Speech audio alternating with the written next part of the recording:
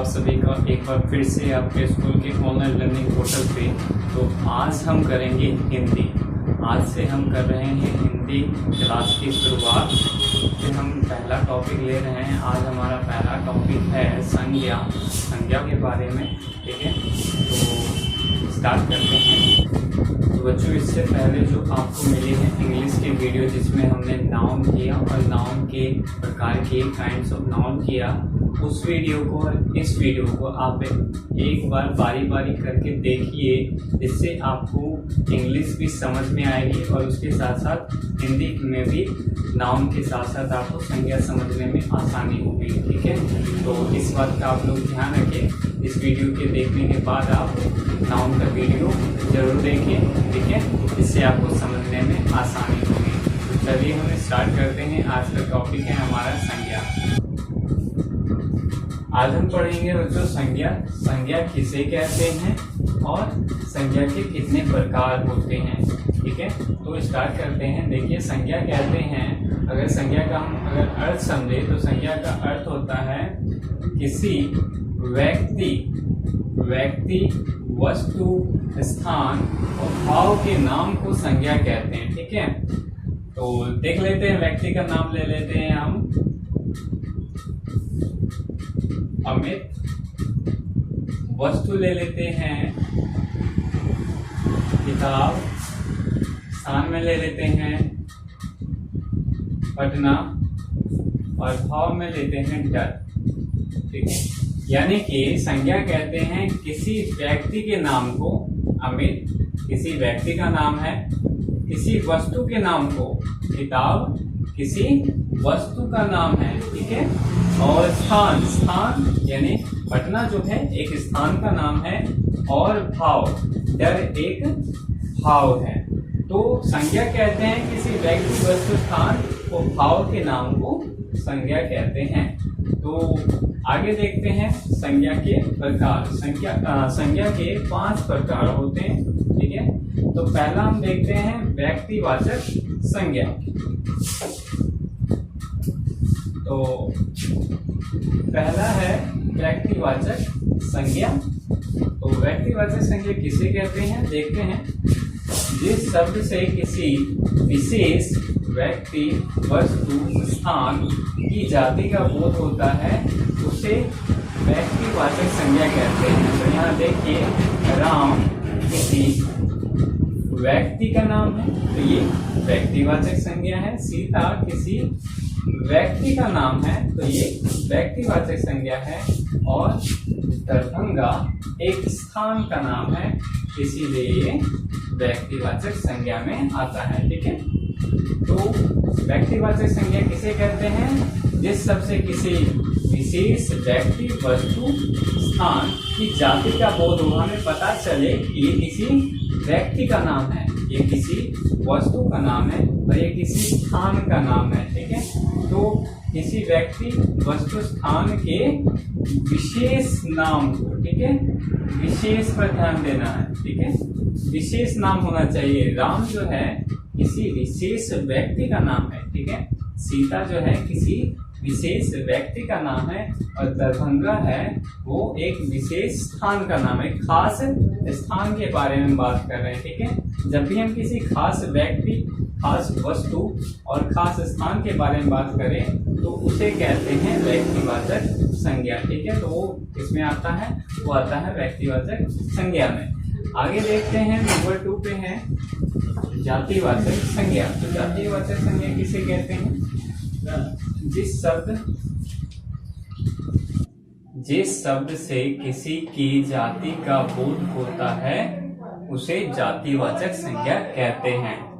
जैसे लड़का, लड़की, शहर। ठीक है, तो ये जातिवाचक संज्ञा कहलाते हैं। जैसे कि किसी विशेष व्यक्ति, विशेष वस्तु और विशेष स्थान के बारे में बात न कर सिर्फ सामान्य रूप से कहें। ठीक है, यानी हम सामान्य किसी, जो राम है एक विशेष नाम है, पर हम राम का नाम न लेके हम सिर्फ सामान्य कहते हैं लड़का है। ठीक है, जब हमें किसी राम, मान लीजिए हमें राम को बुलाना है तो बोलते हैं राम इधर आओ, पर जब हमें सिर्फ उसकी विशेषता पर उसका विशेष नाम न लेकर हम उसकी जाति से उसको अगर बुलाते हैं, जैसे कि लड़के इधर आओ, तो क्या हो जाता है, वो जातिवाचक हो जाता है। ठीक है, सीता किसी खास को हम बुलाते हैं, किसी खास लड़की, जब इधर बहुत सारी लड़कियां इकट्ठी है और हम बोलते हैं कि सीता को बुलाकर लाओ, तो वो क्या होता है,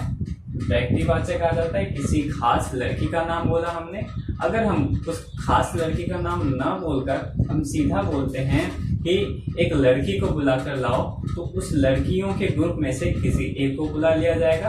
पर जब हम बोलेंगे सीता को बुलाकर लाओ, तो सिर्फ एक जिसका नाम सीता होगा उसी को बुलाया जाएगा। ठीक है, तो सीता जो कि खास है, पर यहाँ पर खास का बोध नहीं करते हैं। ठीक है, यहाँ पर उसकी जाति का बोध होता है। ठीक है, तो दरभंगा तो किसी खास शहर का नाम है, पर हम सीधा बोलते हैं शहर, हम बोलते हैं दरभंगा शहर बहुत बड़ा है। ठीक है, पर हम कभी बोलते हैं यह शहर बहुत बड़ा है। ठीक है, तो ये किस में आ जाता है, ये आ जाता है जाति वाचक में, और दरभंगा आता है व्यक्तिवाचक में। ठीक है, तो आगे चलते हैं, अगला हमारा है द्रव्यवाचक संज्ञा। ठीक है, तो ये थोड़ा सा देखते हैं। ऐसी वस्तुएं, द्रव्य, धातु, सामग्री, ठीक है, ये वस्तुएं होनी चाहिए, द्रव्य, धातु, सामग्री, जिनसे दूसरी वस्तु का निर्माण किया जाता हो। ठीक है, उसे कहते हैं द्रव्यवाचक संज्ञा। यानी कि या तो कोई द्रव्य होना चाहिए, धातु होनी चाहिए, या कोई भी सामग्री हो जिससे हम किसी और वस्तु का निर्माण करते हैं। ठीक है, तो उसी को कहते हैं द्रव्यवाचक संज्ञा। जैसे कि लोहा, लोहे से बहुत सारे सामान बनाया जाता है। आप देखते हैं आपके घर के आसपास बहुत सारे जो चीज़ हैं, काफ़ी ज़्यादा चीज़ें लोहे से बनी हुई होगी। ठीक है, और सोना, सोने से भी बहुत सारी चीज़ें बनती हैं। ठीक है, सोने की अंगूठी होती है, सोने का कड़ा होता है, सोने की चैन होती है। ठीक है, तो ऐसे ही बहुत सारी चीज़ें जो बनाई जाती हो, जैसे चांदी से भी ऐसे ही चीज़ें बनाई जाती हैं। रुई का यूज़ करके कपड़ा बनाया जाता है। ठीक है, ऊन का यूज़ करके स्वेटर से बनाए जाते हैं।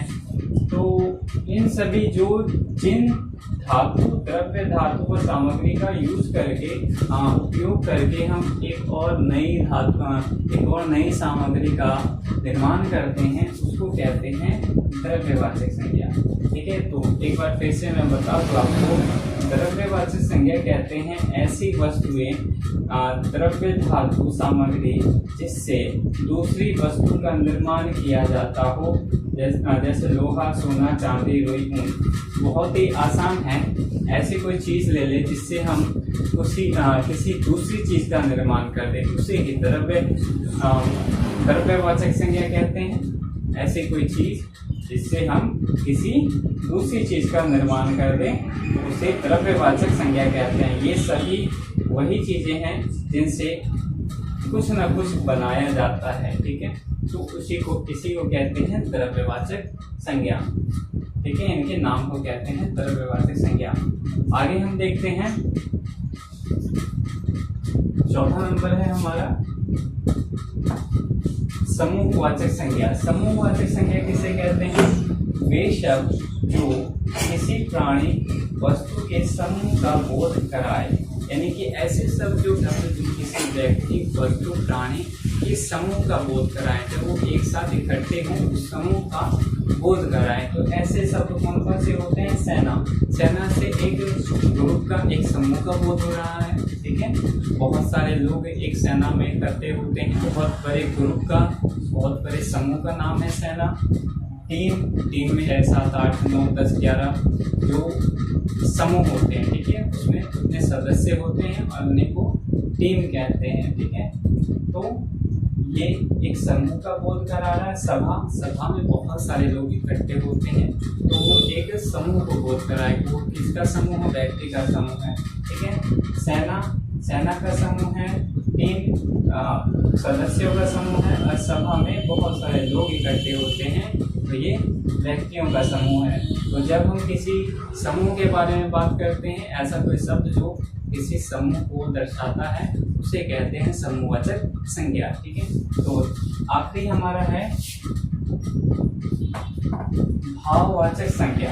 भाववाचक संज्ञा किसे कहते हैं? जो शब्द किसी की गुण, दशा, स्थिति को प्रकट करते हैं। ठीक है, ऐसे शब्द जिससे किसी की गुण का पता चले कि उसके अंदर क्या गुण है, उसकी दशा का पता चले कि वो किस अवस्था में है, दशा यानी कि अवस्था, वो किस अवस्था में है, या उसकी स्थिति का पता चले कि वो किस हाल में है। ठीक है, तो ऐसे जो शब्द हैं वो क्या कहलाते हैं? भाववाचक संज्ञा कहलाते हैं। देखिए कुछ उदाहरण है। क्रोध, क्रोध से किसी की दशा का पता चलता है कि कोई कैसा है, वो भी क्रोधित है। ठीक है, डर, डर भी उसकी स्थिति है।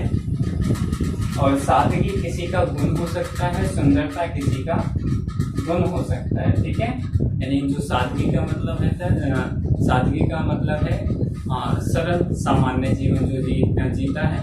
जैसे आप साधु मान सकते हैं, साधु लोग जो होते हैं बिल्कुल सरल और सामान्य जीवन जीते हैं, तो एक सादगी का प्रतीक, सादगी उनके लिए यूज किया जा सकता है। और भी जो सीधे इंसान है, सरल इंसान है, ठीक है, तो वो सादगी को दर्शाते हैं। तो उनके अंदर क्या होती है?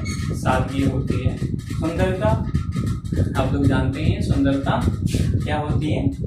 किसी का गुण होता है। ठीक है, तो ये था आज का हमारा संज्ञा का टॉपिक, संज्ञा का विषय था, जिसमें हमने पढ़ा संज्ञा किसे कहते हैं और संज्ञा के कितने प्रकार होते हैं। तो आपका यही होमवर्क है कि आपको ये पूरा नोट करना है और याद करना है। ठीक है, तो अगले वीडियो में हम अगले विषय के साथ आएंगे आपके साथ, और ऐसे ही पढ़ते रहिए और समझते रहिए। अगर आपको कोई दिक्कत आती है, प्रॉब्लम आती है, तो आप कमेंट बॉक्स में लिख सकते हैं। ठीक है, तो आज के वीडियो के लिए इतना ही। तो मिलते हैं अगले वीडियो में। धन्यवाद।